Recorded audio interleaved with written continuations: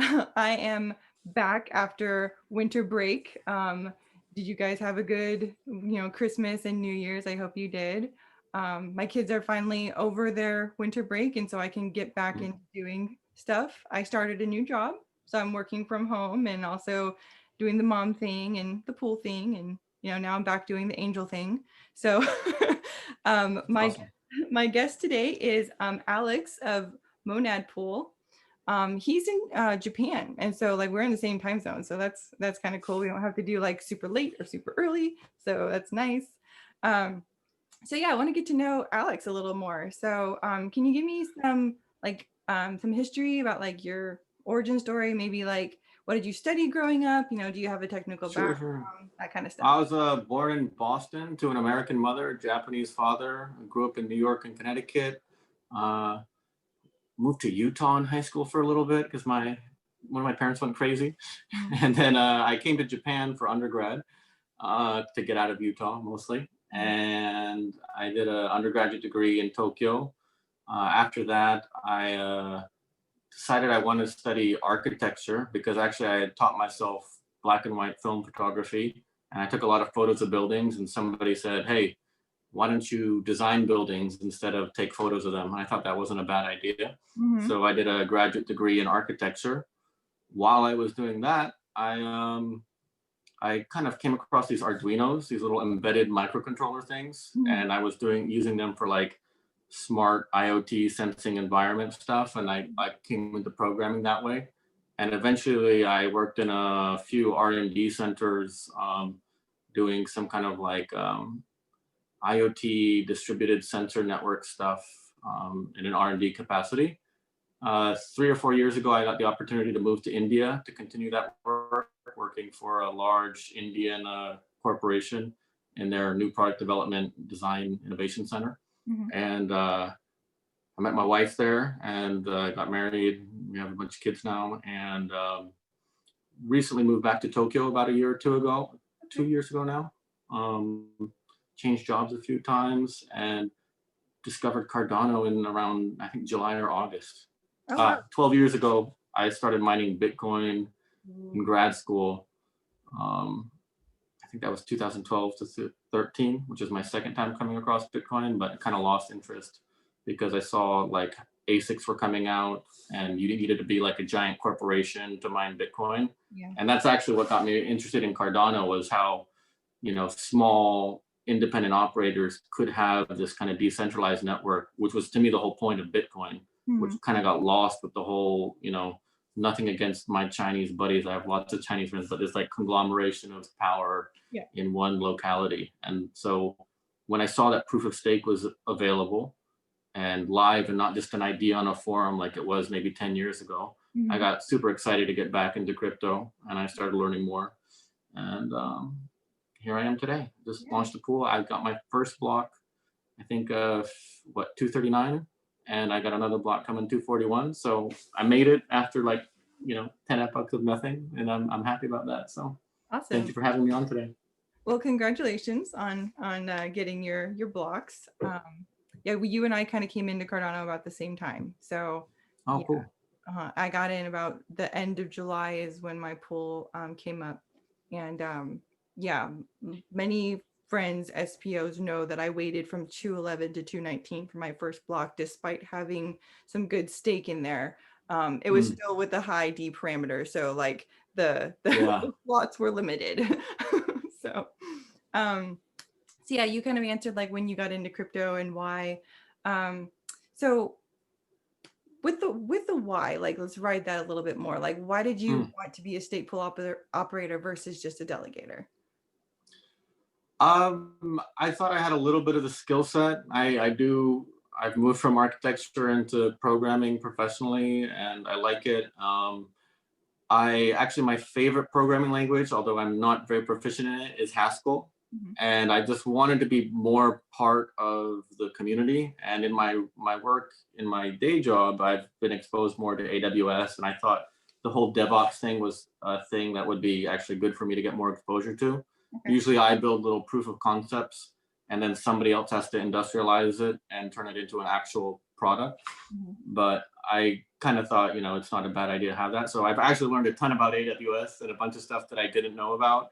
I've been using Linux since middle school or so, but it's been really good, and I'm really glad that I kind of bit off this chunk of work to chew and figure out. And I've had a real fun time doing it. A little bit tough on the family, late nights, trying to get something going and all that stuff. So. Oh yes, but I've had a blast, and I believe in the project so much that I didn't want to just be on the sidelines. I wanted to actually try to contribute to it, and so it started with the pool. I got the pool going, and then I'm just thinking, what's next? And so that's kind of why I reached out to you today or earlier today, and tried to what can I do to help the project? And I think all of us who are in the community have a kind of obligation or opportunity to think the same thing, whatever it is that we're good at. How do we contribute our skill sets and our experience and our social networks to kind of further this kind of mission and vision that we're all kind of engaged in and believe in, it seems like.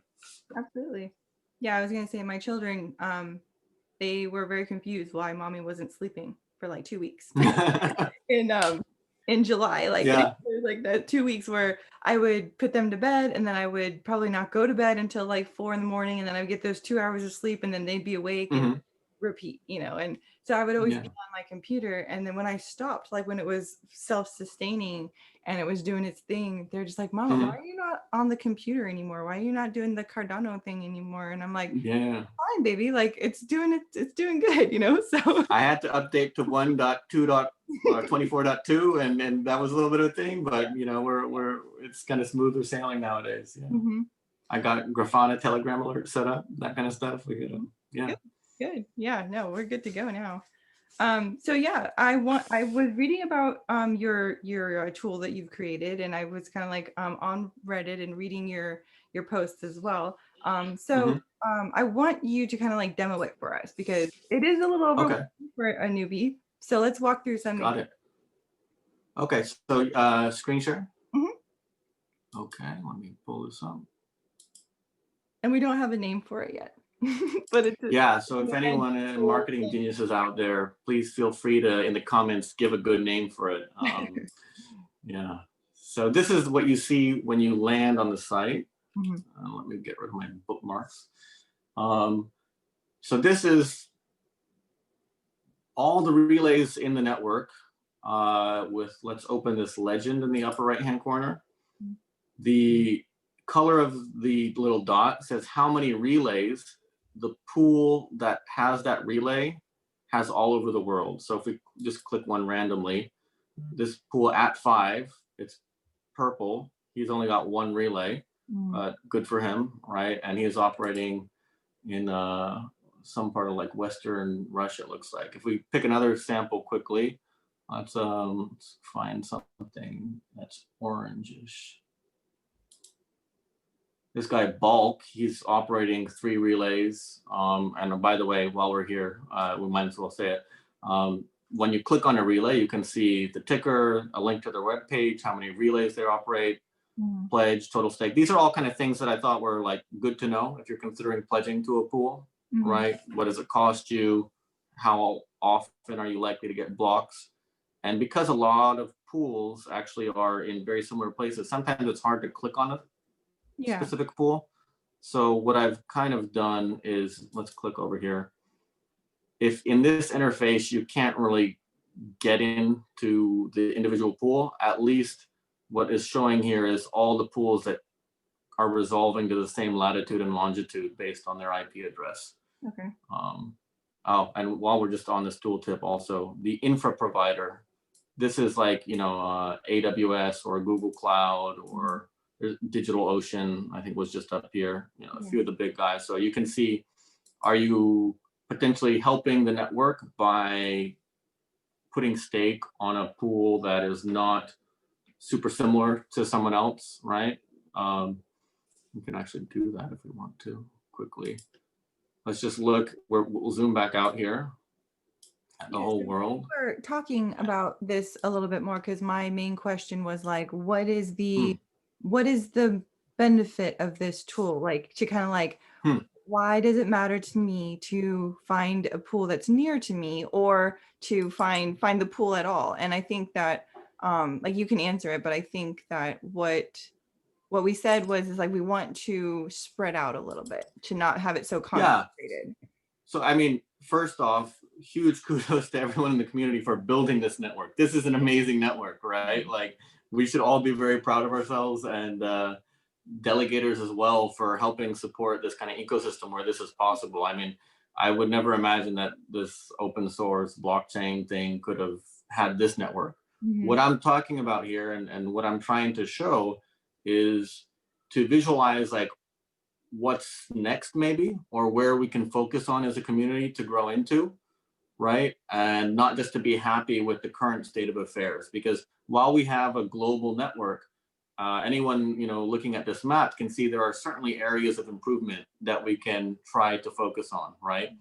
And I think you had a good point, like maybe in some of these countries, do they have reliable internet or not? Right. um, Right, you because you you you brought up said a point where you wanted to see more in Africa because we're all about like mhm, trying to get into Africa, bank the unbanked, all that stuff. Well, yeah. my counter to that is like they don't have maybe they don't have the infrastructure, they don't have the Hmm. internet. I try to talk to April a couple of times, and we have connectivity issues. They might not have a server there for the clouds, so it might not be Yeah. possible to host a relay there. So, Yeah. So my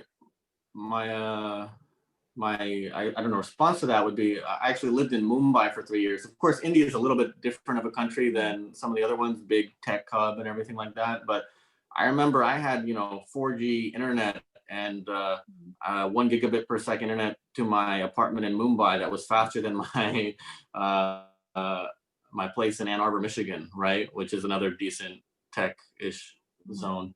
Um, of course, not every place is Mumbai, but um, I actually think that it's pretty interesting. The network has a nice chunk of AWS and GCP and DigitalOcean Linode guys that are very high uptime.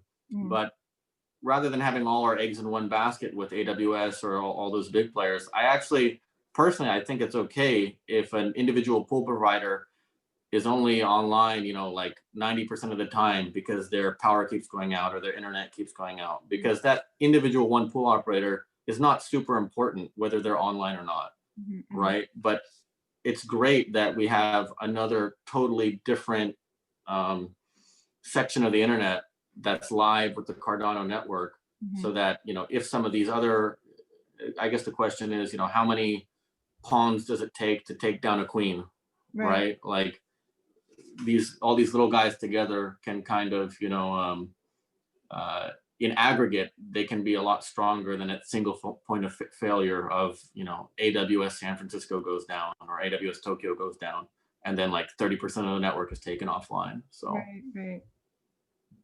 yeah. Yeah, makes sense. So what I was just going to show here actually is I pulled up this filter, which was this little funnel icon over on the left. Mhm. And what you can filter all the stuff by is you can choose what um, variable you're interested in looking at.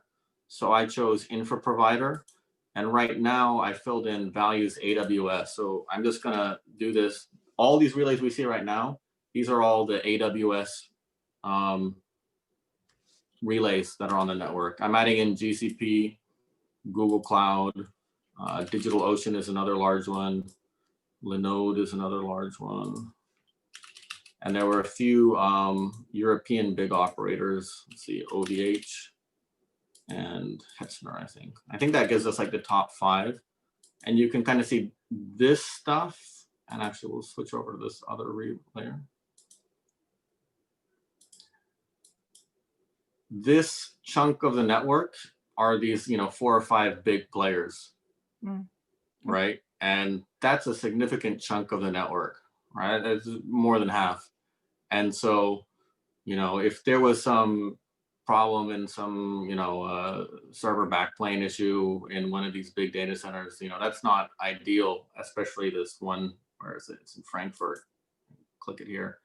There's 364 relays in Frankfurt. Mm. So you and I were actually having a good conversation of there's two ways that this tool can be used. One is by delegators to find a pool, Mhm. and the other is by stake pool operators or wannabe stake pool operators to figure out where they can add value by, increasing the reach of the network by putting some infrastructure in some place that it doesn't exist already. So my question would be, is there a lot of value for a 365th relay to open up in Frankfurt, or one in, Venezuela, Colombia, right? Like I'd argue there's a lot more value for someone to do that and to differentiate and be different than to say, I'm the 50th pool that put a relay in Frankfurt, right? And yeah, so that's kind of where I'm coming from. Okay. And it goes back to my day job. We have a lot of great sites that I like, trolling over that present this data in tabular form. But I think humans respond a little bit more to visualizations than just rows and rows of data. So what I tried to do is make this kind of explorable interface to start having people be able to ask questions. So what I'm hoping we can do maybe is some live streams or whatever, people can just ask, I'm looking for a pool in Chicago that meets this criteria, blah, blah, and we kind of drill down and add filters in and help people find things that are interesting to them. Well, like that's not on AWS or something like that, right? And we can just kind of do that. It'd be cool. I have like two questions I didn't have answers to like over the past day or so. Like one is like, are there any Canadian pool operators? And then like another one was just like what pools are located in Australia? So those two I actually don't know personally. So perfect. So before now, the way that you would have to answer that question, you'd go on Twitter, or you'd talk to some people, right? And say, hey, anybody out in Australia? And then, whatever. But thanks to all this metadata where people register their relays, just to be upfront about it, right? You've done this. You register your relay on the chain, right? You give an IP address. I'm using a API that takes a IP address and tries to give me a latitude and longitude from it. So there could be errors in it. This is not like an oracle, like infallible truth, but from maybe the 10 or so stake pool operators I've talked to, it seems to be locating their relays correctly. So I'm pretty confident in it. So you can see these are where relays are in Australia. You could pull this up, you could go see. Maybe to answer your question, right, who's in Australia, you want to make a good recommendation to this guy because you don't want them to be, swindled. So what you might do is you might start looking at Australia. You'd come over to this filter and you start saying, let's see, let's add a filter. What do you usually look for in a pool when you're trying to recommend it? Pledge, stake, fees. I mean, I don't, I usually, I like to relate to the person. So I might be the oddball. So, very empathetic. But I mean, you wouldn't recommend someone that had like a 10% fee in their pool, right? Unless they were super moderate to average pool, so or fee. So let's say like maybe 2 or 3% fee, and okay. So we come in here, we say we want to look for percent fee, and then this is just a slider, or you can type to be precise. Let's say we want to look for pools that have from 0 to 3%, and that filters out. Actually, let's zoom out because we'll see a little bit more drastically what's happening. Okay. And then maybe like at least 100K pledge. Maybe that's reasonable. Okay, so we'll do that. So first, I'm just gonna make this 100 again. You see, these are all the pools, right? Are all the relays. We now say this to 3. You see a few dots disappear, right? You said the next thing was pledge was how much did you want? Maybe 100K. Okay.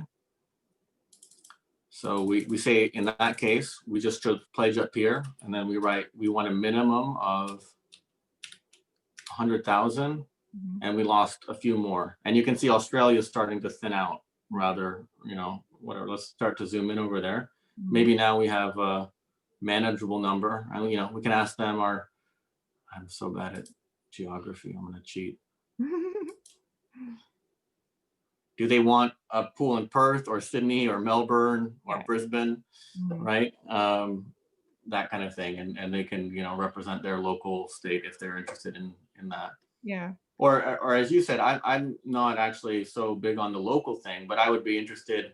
It was funny, the first time I posted this, there were a few people who were asking me, you have a clear mistake. There's two pools in the middle of nowhere above Madagascar.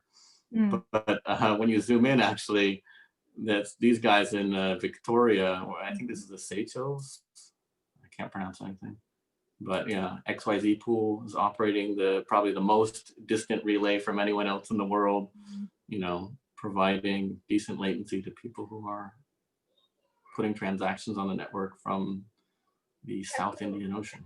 Z Right. pool and I think Ad Astra, like they're in kind of like smaller countries, I think. I don't know. Find Ad Astra. Okay. Like where is he? Yeah. So the other thing we can do is if you want to, let's say, rather than filtering down, looking for pools which meet certain conditions, if you want to, you know, check out like Facebook stalk a pool, you can, you know, go in here. Yeah. And we can look for all the pool specific things I've prefaced with pool underscore. So name, description, ticker, homepage. We'll go to pool ticker. Okay. And this does have a kind of autocomplete function where we start typing. You said Ad Astra.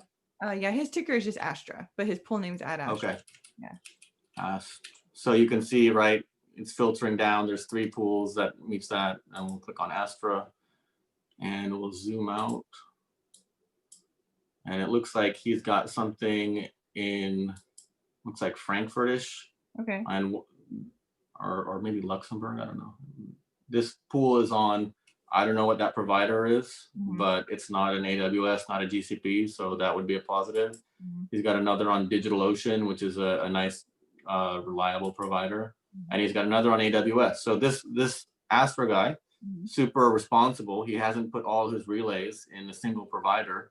So if you're staking with him, you kind of know that, oh, even if AWS in Chicago is having problems, you know, he still has relays that will be there. So that's super cool that he's done that. That takes more work as a stake pool operator, right? Not managing your relays from a single interface, right? Having to have 3 different logins and management consoles that you're messing around with. So, you know, kudos to him. Yeah, we totally stalked you at Astra.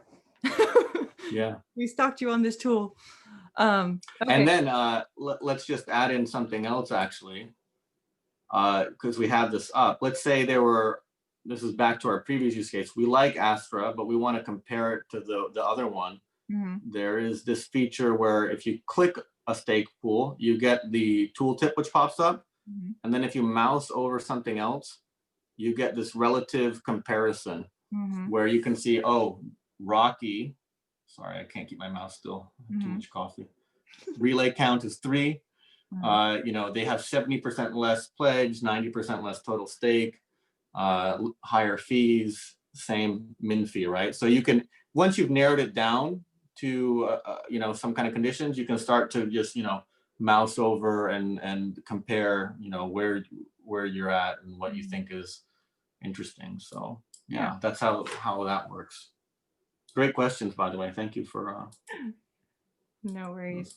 And then you wanted to do something with mine. I can't remember. Like you wanted to find mine or talk about. Oh, yeah. So I mean, let's go in here. We'll add a filter.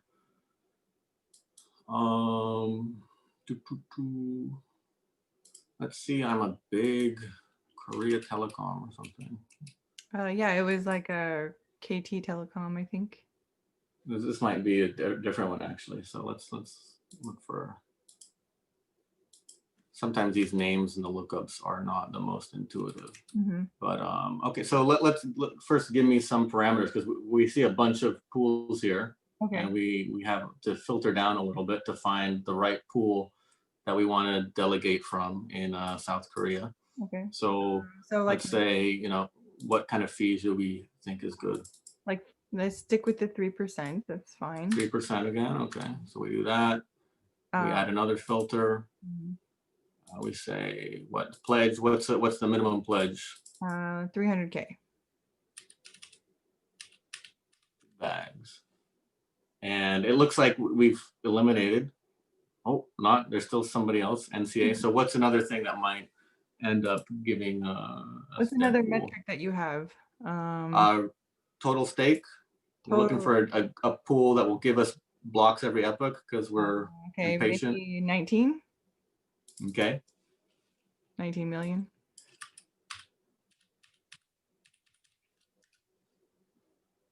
We eliminate. Did he go away?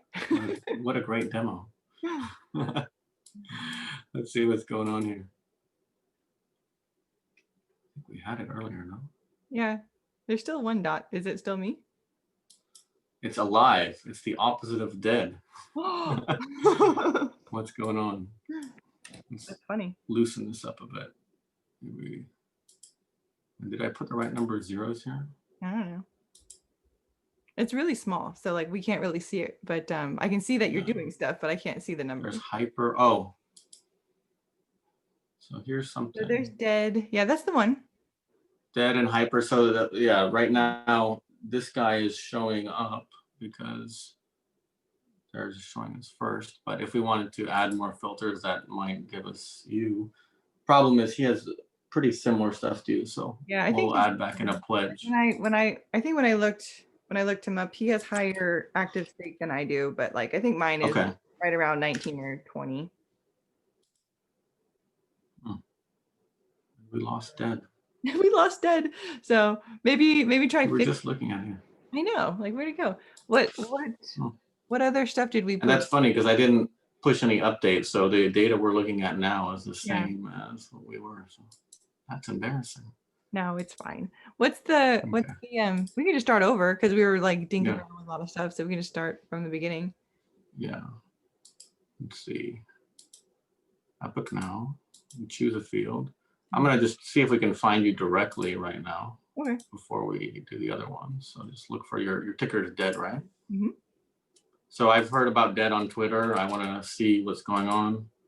And yeah, showing up now. So I've filtered for pool ticker dead. Mm-hmm. You said it was small, right? Let me see if I can zoom in and make this a little bit easier for us to talk about. Is that a little bit better? Yeah, I can see it better. Can you kind of see what's going on? Mm-hmm. So now we're saying dead. JowlsPool.com, 3 relays. Mm-hmm. You're beating me. I only got 2. Pledge 20 million. Min fee 340. And this. My fee is not 30%. What? I said my fee is not 30%. Just letting you know. So. Oh yeah. So this is great. Well, we caught this. This is that's great to explain. All of this data is being pulled in from old metadata files. So. That's not her live thing, and I actually have a bug in this. I need to correct that. So this is kind of why I wanted to come on your show and explain this. I'm hoping to get a bunch of bug reports. I'm hoping to get a lot of angry stake pool operators and delegation fans to say, hey, you are misrepresenting my favorite pool. Mm-hmm. Get your shit together. Sorry. And then I can go and try to figure out what did I do wrong, because I'm not the world's best developer and I'm trying to get this working. So I'm looking forward to a bunch of complaints from unhappy customers or users. So can you try to see if you can find ticker Sun? Because he's another Korea guy. I want to see if he shows up. Because I saw 3 dots, and so I want to know if he shows up here or if he's hosting somewhere else. Sun or as Sun? Sun, just Sun. Okay. Mm-hmm. Where do we? Oh, looks like he's in LA and Frankfurt. Cloud. I'm going to stalk Sun too. Right. He's Cloud, and he's hosting other places. Huh? So he's got something in San Jose. It looks like. Right, and that's the thing. Maybe one use of this is you can audit people who are claiming to be from a certain region or supporting a region, and you can see for a lot of us, we don't make any claims about that, right? Mm-hmm. But if someone is saying that they're supporting Northwestern Canadian stake pool scene, and you see that they're in New York and Frankfurt like everyone else with their relays. Maybe that gives them the push they need to, get more in line with what they're saying. So now, does it It doesn't show the block producer, it just shows the relay. Yeah, because that's a good point. Block producers, technically, one of these relays could be a block producer if someone was not operating their pool correctly, right? They had their keys on their relay. There's really no way for us to know. Mhm. But none of these dots should be a relay. They should or should be a block producer. They all should be relays because they're registered on the blockchain when you register your pool metadata. Mhm. That these are my relays. Right. There could also, that's a good point, be dark relays, which people haven't registered. Right. Right, they're just running a full node and using topology update or something to connect to other people, but they haven't registered it. A lot of pools will do that. Not a lot. Some pools will do that so that if someone is aggressively trying to take down your relays, they still have something that's keeping their block producer connected to the network that no one else knows is associated with their pool. So Right. that's but there's no way for me to know that because Obviously. they have chosen not to share that with everyone else, right? Right. So. Right. Okay. So let's see. I don't remember. What should we look for also? Maybe if we take a macro level view for a second, we were looking at pools, but one of the fun things for me about this whole visualization is not just the pool, but the whole Cardano network, as a whole.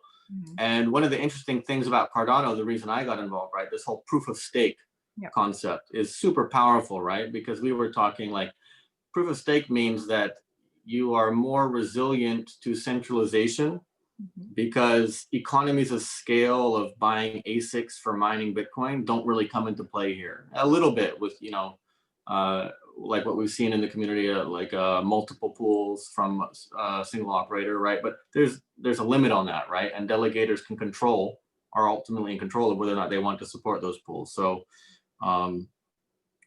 stake pool operators or miners in Bitcoin don't have the freedom to independently overwhelm the network. They need to have the collaboration of the other people. So why I bring that up is the relays. I think there's a few sites that show relays around the world, right? Or you can look in Chicago and see who's got a relay in Chicago. But one thing that I'm pretty proud of is I've joined up that information with the live stake information. So that what we're looking at in this visualization is actually not the number of relays, but the amount of ADA that is staked in that region. Okay. Right? Which is important for us because if a comet were to come and take out a small chunk of a continent, right? And those relays were taken offline and they weren't distributed around in other areas, the threshold for a 51% attack becomes significantly lower. And it's not good for us as stakeholders in ADA, right? So part of the idea of this visualization that I really like is that you might want to delegate to pools that don't have a lot of stake in these regions. Or conversely, maybe they do have a lot of stake, but they're also having a relay in some part of the world that doesn't have a lot of relays. So they're more resilient, right? It's just, your mom probably told you growing up, don't put all your eggs in one basket. That's basically the idea here. If we only had one dot on this map, if that area has internet connectivity or natural disaster issues, we're not in a good place, right? And so. Yeah, so, okay, so this tool is helpful to SPOs and new people who wish to delegate. So for SPOs, it's helpful because you can see where the existing relays are, and maybe you want to choose somewhere that's not so clustered and concentrated to help spread out a little bit. And then for delegators, they, by the same token, maybe choose an area that's not so concentrated and see what pools are there. And then if that's something that they wish to contribute towards, like pulling away from the centralized spaces. So yeah, 'cause I think just to drive the point home a little bit, all of us are kind of rooting for ADA, and I think when people who aren't in the ADA community start to compare ADA against some of the other blockchain projects that are out there, one of our differentiators is actually how decentralized we are and how many validators, as they call them in other chains, in our case we call them stake pools, right, are on the network, and how there's a large variety and diversity of them everywhere. everywhere, right? So that's, I think, what actually a lot of the Cardano white papers talk about with like long-term incentives of staking, Mhm. right? That this race to the bottom that we've kind of seen over the past couple of months Mhm. since Shelley launched, you know, super low fees and min fee and multiple pool kind of thing. Mhm. Like, I think information like this is the counter to that, so that people can recognize that if you want, you know, I think more than the epoch rewards, a lot of us are hoping for significant price appreciation Mhm. of the underlying asset we're holding, right? Mhm. And I think that the price appreciation will benefit from a strong distributed network Mhm. more than, you know, 2,000 relays operating out of Frankfurt. Mhm. So to align those long-term incentives with the short-term incentives, people can kind of look to a tool like this to say, oh, yeah, I might be earning slightly less, you know, 2 ADA less this epoch, Yeah. but I'm actually increasing the strength of the network, and that might lead to me being happier a year or two from now, or that Yes, kind of thing. that takes a certain type of like critical thinking, right? Like forward thinking. A lot of people, let me rephrase, like a lot of FAQs that I come across in the forums and, you know, where I'm answering a lot of Mhm, people and doing a lot of hand holding and things like that, right? mhm, Well, like they are kind of, a lot of them get this kind of like notion that they want to maximize their rewards, and they think that by going to a 0% pool they get more rewards. mhm. I've talked to several operators who've done the spreadsheets and the math, and you know, it's not significant, the difference in rewards when it comes to that marginal fee. But to go on the evil side here, if they were like, Yeah. I only want 0% pools, like show me what that looks like on Mhm. this map. Yeah. So I can do that, and while we'll pull that up first, because those people have a valid perspective. Mhm. So we'll add a filter. Sorry, I was behind my little camera. We're going to look for fee, Mhm. and we're going to say the maximum fee I will accept is 0%. Mhm. What do we see? We're in the wrong layer. Let's go look at this guy now. There's actually a pretty significant, but you can see it's much less than before. These Mhm. are all pools that are running 0%.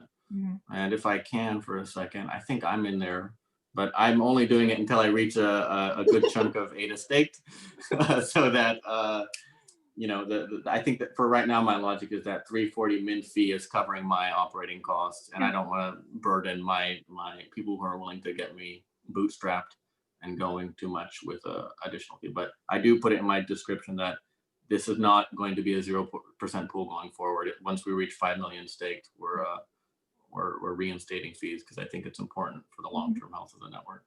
Sure.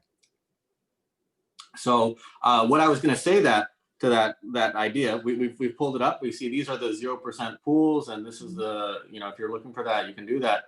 Mhm. But it's really, I agree, it's a complicated step, but I'm hoping that we can kind of educate people about it, that it really depends on their time horizon. If you want the most amount of money 5 days from now, Mhm. yes, you should delegate with a 0% pool, because you will get, you know, 0.21 or 0.021 more ADA at the next Epic Rewards with one of those pools than you will with another pool.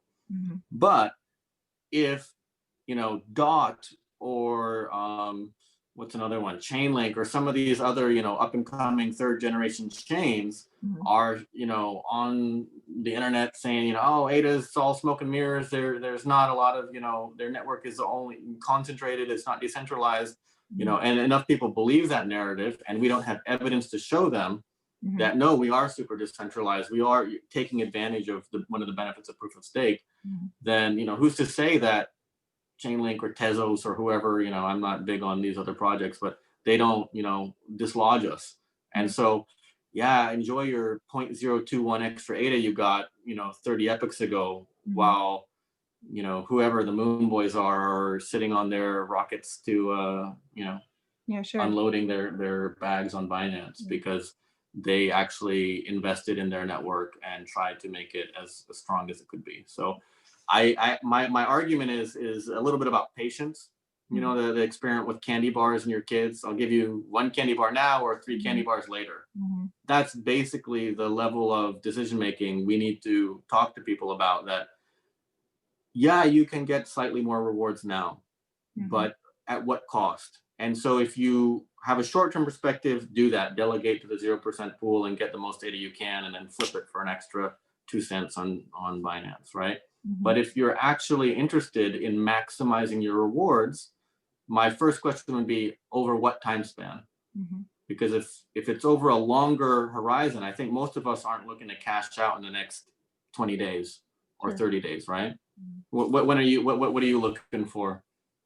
Oh, like How right long? now, I think that our Mm, plan is like at least we're in the 5 to 10 year like right now. So yeah, when we're projecting out, I think that we're pretty much like a 10 years, you know. Um perfect. I mean, most companies I don't think plan past 5 years. So you have a super long-term perspective, right? Let's say you weren't a stake pool operator. mhm. How could you, as a delegator, contribute to the network being as good as it could be, right? We were kind of talking about, I think it's kind of like, we had this discussion about democracy. Like all of us have a civil duty to do something in the societies that we're a part of. And in the society that, or not the society, the group, organization, community that we're all a part of, ADA, Mhm. you're helping out on forums and answering questions, being very patient, Mhm. because we were talking about if someone like me who's less patient with people is Mhm. biting off the newbies' heads saying, RTFM, Yeah. read the guide. Why are you asking this stupid question again? That's not good for the community, Mhm. because a potential investor and the person who could have joined us is, frightened away. Yeah. I don't have those people skills, so I'm more interested in developing these technical things which help people. Mhm. And I would say, to drive the point home, the people who have bags of ADA, who aren't stake pool operators, who aren't involved in the community, they have a duty to use their stake Mhm. to contribute to the health of the network, right? Because it's literally in the name. It's a proof of stake protocol, Yeah. right?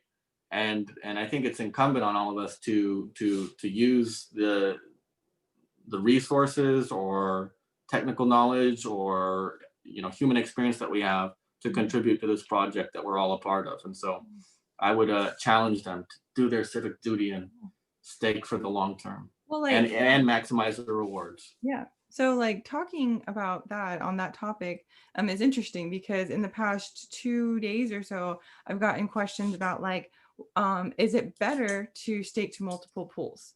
Um, Hmm. and so like I have my answer, but like, what is your response? Um, I tend to like things that increase decentralization. Hmm. So if you stake to two pools instead of one, you've spread out your ADA over a larger amount, you are increasing decentralization. Hmm. I think there is something about like diminishing returns, like, checking and managing like Hmm. that all your pools are properly minting blocks, where, there's only so much a single human can do, Hmm. right?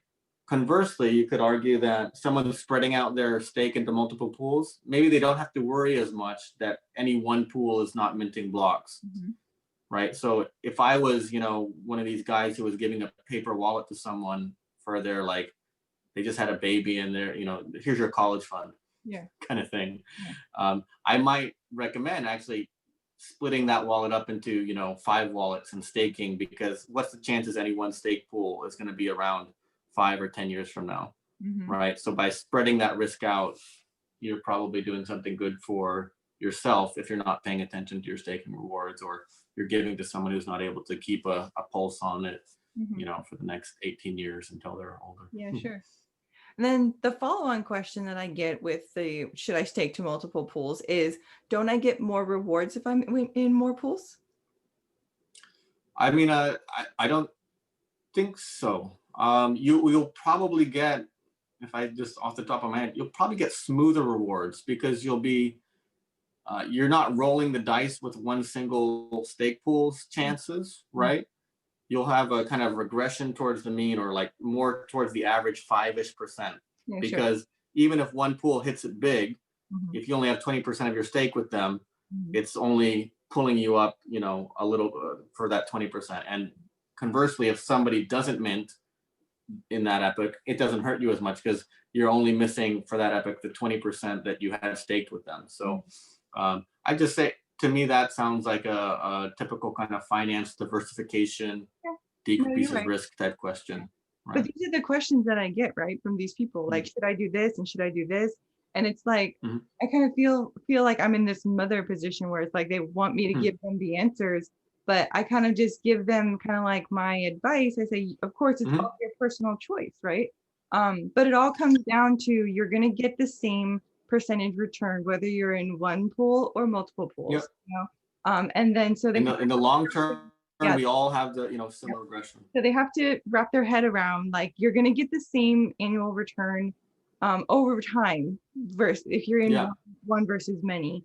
But So it's your choice. Do you want to support multiple pools and help them decentralize and all that kind of stuff, or do you want to just not worry about it and just put it with one pool?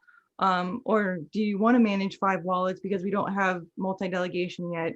All of these exactly. totally your choice, but as far as rewards go, it makes no difference. Yeah.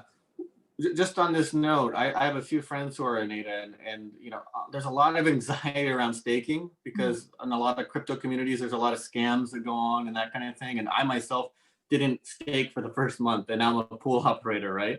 But one thing that I've started to recommend doing is setting up a test wallet with 100 or 1,000 ADA, Mhm. you know, and even though I know there's no risk, there's a lot of people who are just like, once you've staked and you realize everything that's going on, it's super easy and it's super painless. But there is a lot of kind of hesitance that am I putting up my life savings so that someone can run off with my bags or that kind of thing, right? Mhm. So I think it doesn't really answer your question about multiple pools or not, but I've started recommending that to people who are kind of on the fence about staking, Mhm. and they're like, oh, maybe I don't want to do it. I have all my money in Binance or whatever, Mhm. right? Just set up a test wallet, Mhm. send 100 ADA to it, Mhm. play with the interface, figure it out.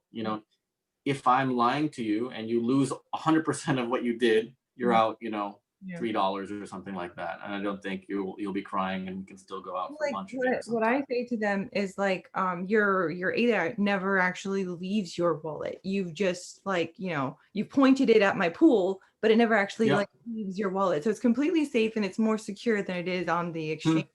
So So this brings up a good point of what I'm trying to do with this tool is you have all these good answers mhm. for explaining these aspects of staking, right? Mhm. But what I'm trying to add into the mix is a little bit like, what about answers like, what can I do to help the network?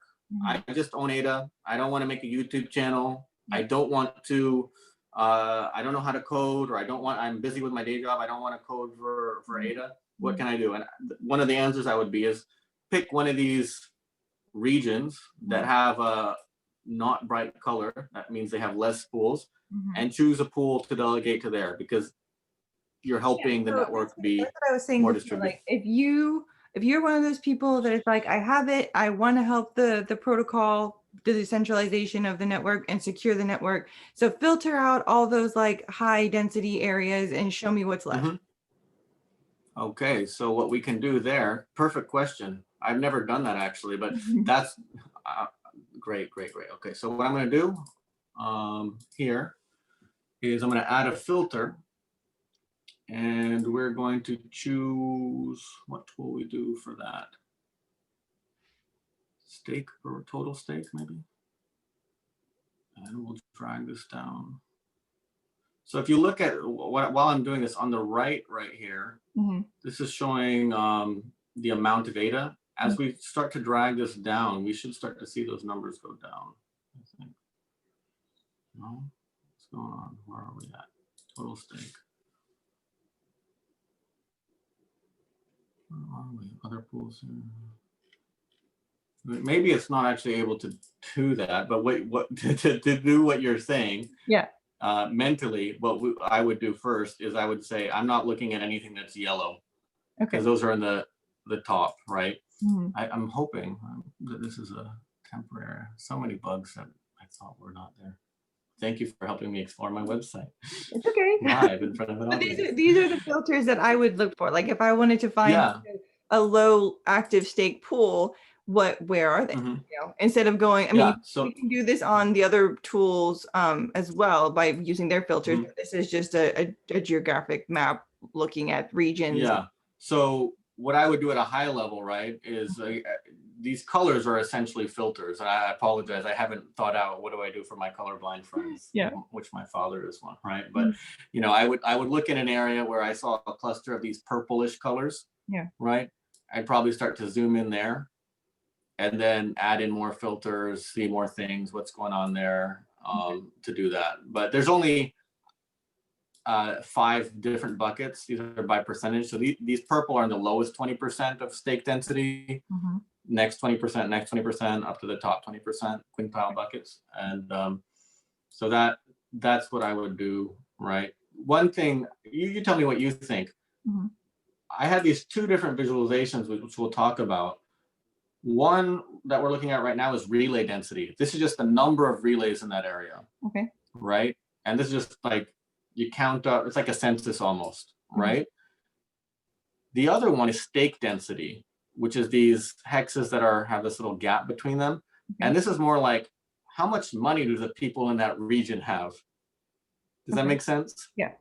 Right, which again is important because of the proof of work aspect. And so one thing that you can do in this version that you couldn't do in earlier versions is you can compare the stake density against the relay density.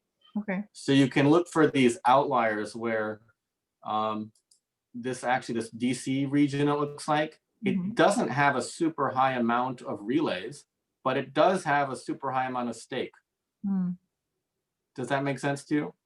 Right, like if we click here, there's only 4 relays that we see in this zone, Mhm. but they have 231 million ADA staked in that region. Region. Okay. So that's a good chunk of ADA. Mhm. And while we're on that topic, it might be too much of a deep dive, but the way I'm calculating that is, you say you have how many relays? So your thing is still counting like an old meta. So I have 2 relays. Oh, yeah. So we'll do it as it should be. Yeah. So you have 20 million staked in your pool, right? Yeah.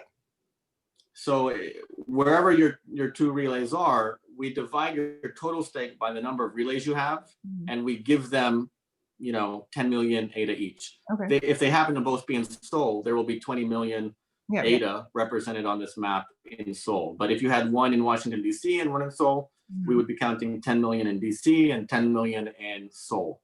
All right. That's It's fine. not super accurate Mhm. because if you have multiple relays, you can, as long as one of them is online, Mhm. all of your ADA is safe. So even if DC got taken out, Yeah. all of your 20 million ADA is still okay, right? In terms of earning staking rewards. But it Yeah. was just my way of trying to approximate and represent where is the ADA staked around the world, right? So if someone only has one relay, all their ADA will be represented in that region for that pool. Mhm. If they have, there's this guy Holger who runs 43 relays.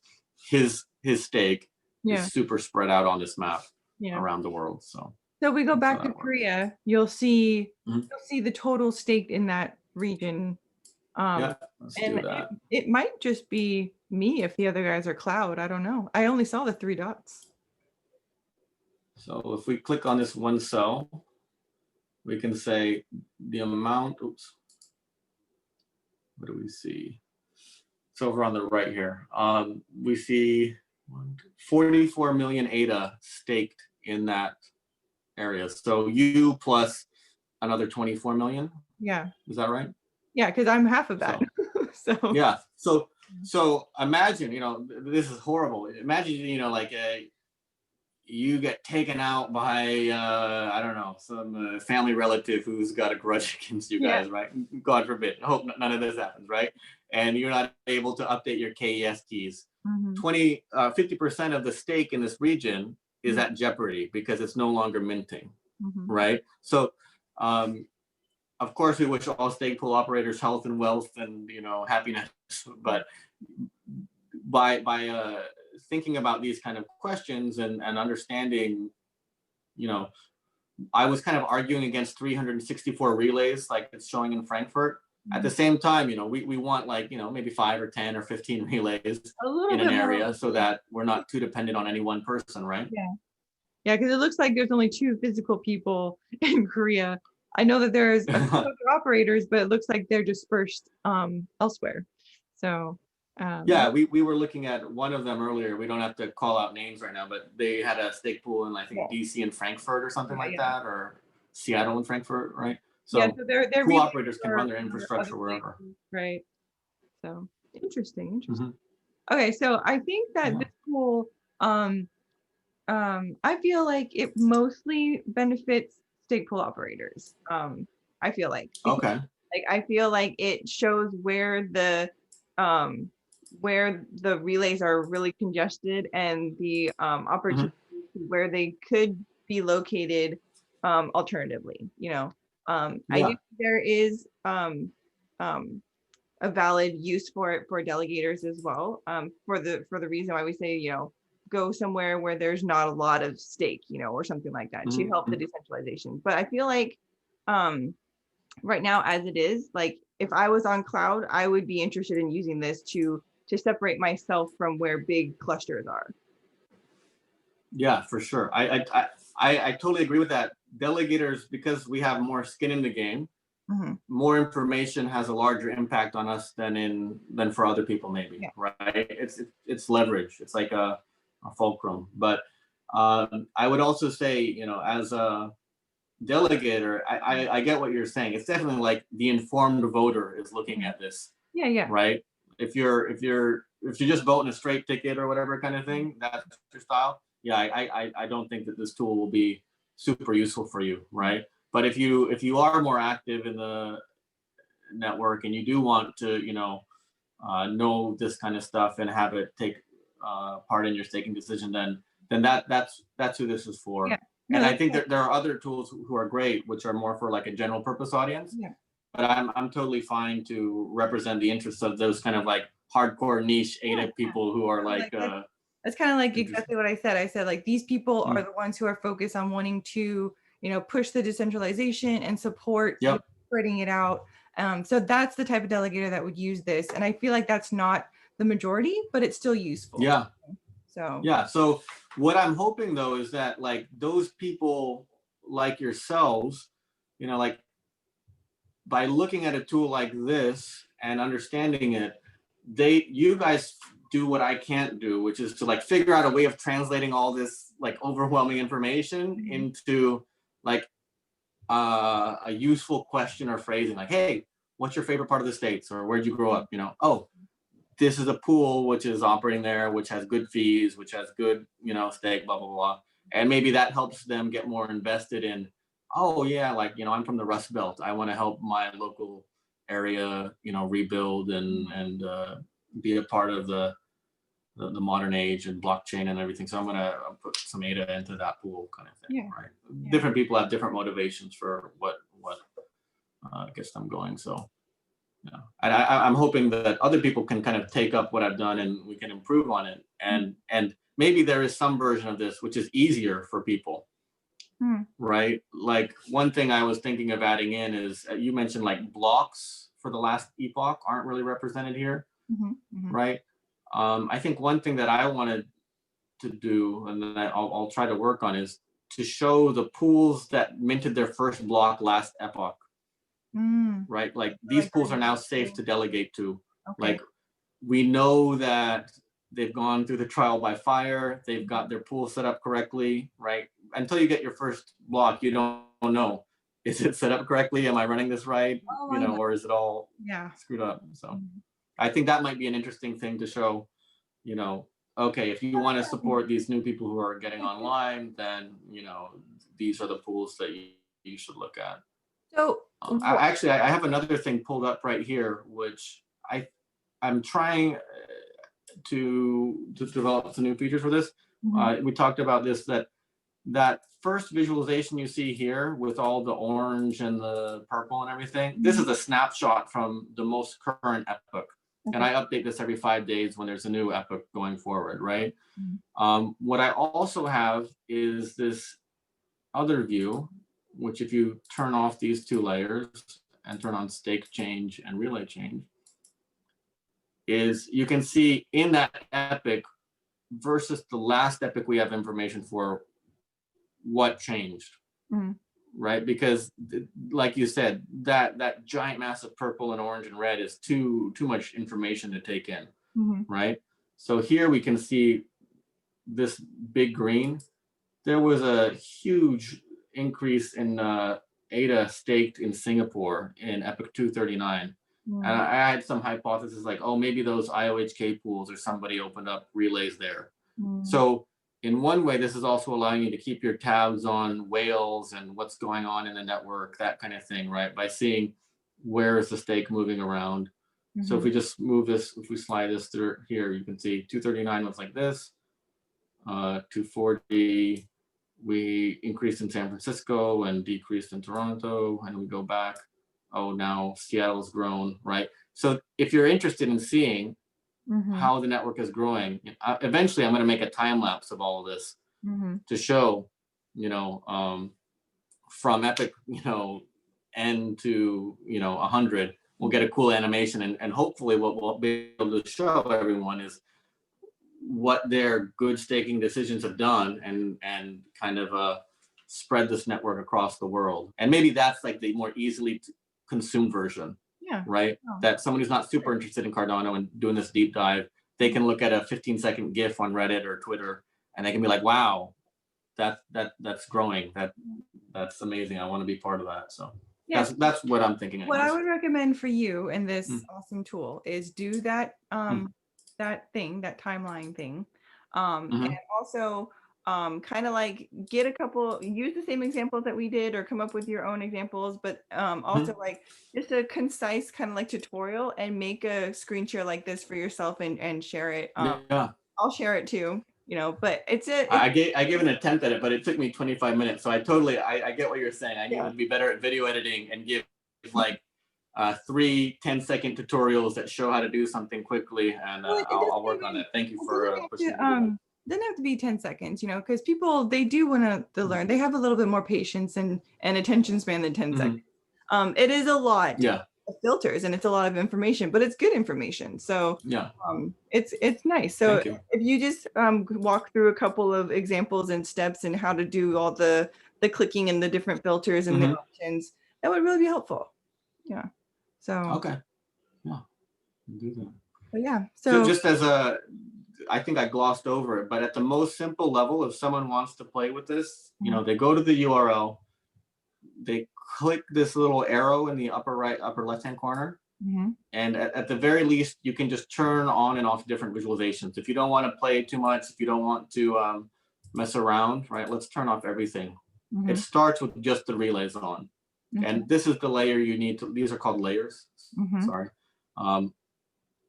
This is the layer that will show you the individual information, ticker and stake and all that stuff.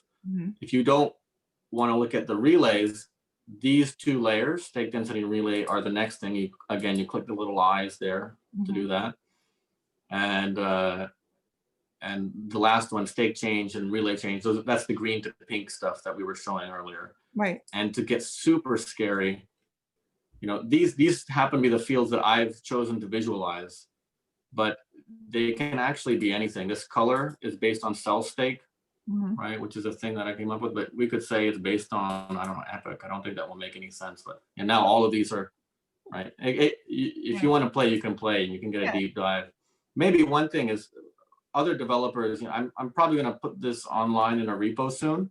And maybe some other people who are better at like UI UX can figure out a way to make it friendlier. You can make we can improve it that way, because I only have so much time, and that's that. So I appreciate your feedback. I'm totally, I just want to reiterate, this is not like an amazing perfect tool. It's about 2 weeks of work on my part, and I'd like to see this as a beginning rather than as an endpoint. So that's why it doesn't even have a name yet, right? It doesn't have a name. For everybody who's watching, I encourage you to submit comments about feedback on what could make it better, or like try to find your pool and see if it's correct. Flesh out all those bugs. That would be helpful. So awesome! Thank you so much. I really appreciate your time. Yeah. So, but yeah, like other than that, I think we had, a great get to know you and a great get to know your tool walkthrough. And yeah, like I will collect your information and put it in the details of the video. And we will, Thank you. yeah, I think that it's a good point to wrap up. So Yeah, for sure. very awesome. Thank you so much. Yeah. Thank you so much for your time tonight. I really appreciate you getting back to me so quickly and Oh, no, giving me this opportunity to talk to everyone. So of course. have a good night. Of course. Okay, everybody, bye. Bye.